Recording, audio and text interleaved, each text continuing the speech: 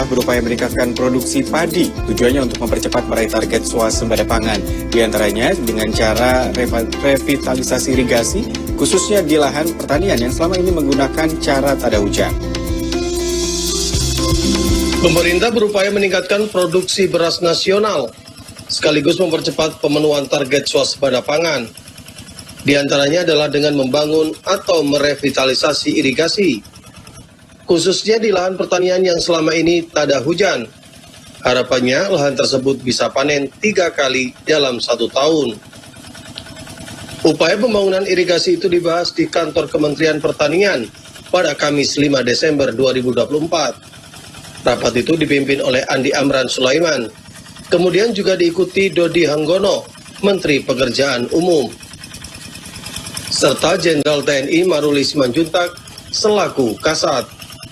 Rapat berlangsung tertutup selama sekitar 1 jam. Usai rapat, kedua Menteri dan Jenderal Maruli memberikan keterangan kepada wartawan. Menteri Amran mengatakan banyak lahan pertanian di Indonesia yang mengandalkan air hujan, sehingga ada yang hanya bisa ditanami 1 kali dalam setahun, termasuk di lahan-lahan sasaran optimalisasi lahan. Amran mengatakan dengan irigasi yang baik, lahan-lahan tersebut diharapkan bisa panen 3 kali dalam setahun. Amran menambahkan, pasokan air sangat krusial, khususnya pada tanaman padi. Tahun ini untuk menjaga pasokan air, mereka menggelar program pompanisasi, sehingga saat ini stok beras nasional cukup besar. Bahkan Badan Pusat Statistik mengumumkan terjadinya penurunan harga beras. Imbas dari pasokan beras dalam negeri yang sangat besar, meskipun masih musim kemarau atau ada efek El Nino. Di hektar itu 851.000 adalah opla. Yang dikatakan opla adalah daerah rawa yang dulu tanam 1 kali menjadi 3 kali. Ini yang kita kejar karena ini bisa menghasilkan cepat. Yang kedua adalah ada cetak sawah juga kita garap 50 hektar. Kemudian berikutnya adalah normalisasi irigasi tersier primer sekunder 1 juta hektar. Itu di daerah existing, yaitu didominasi Pulau Jawa. Maruli Simanjuntak mendukung penuh upaya revitalisasi irigasi itu. Ia bahkan siap menerjunkan personel TNI Angkatan Darat untuk ikut membantu di lapangan.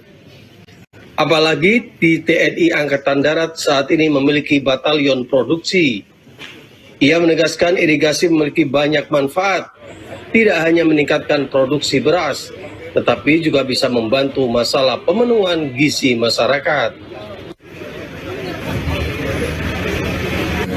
Pertanian, proses kita cukup panjang.